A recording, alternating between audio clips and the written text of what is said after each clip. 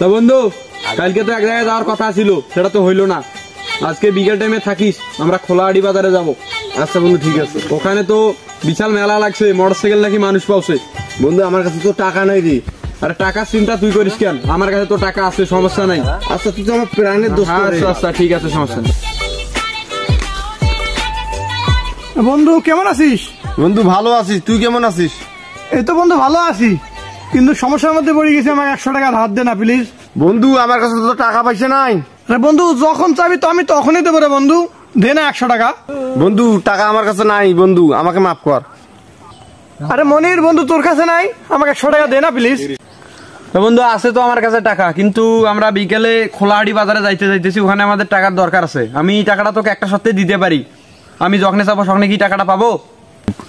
আচ্ছা ঠিক আছে, তুই যখন চাবি আমি তখন টাকাটা তোকে দেবো। আচ্ছা ঠিক আছে, তাইলে তোকে আমি দেই। এই জানে এখানে 100 টাকা আছে মনে হয় না? ঠিক আছে বন্ধু, ভালো থাক। বন্ধু শোন, এদিকে এদিকে শুনি যা। কি হলো আবার?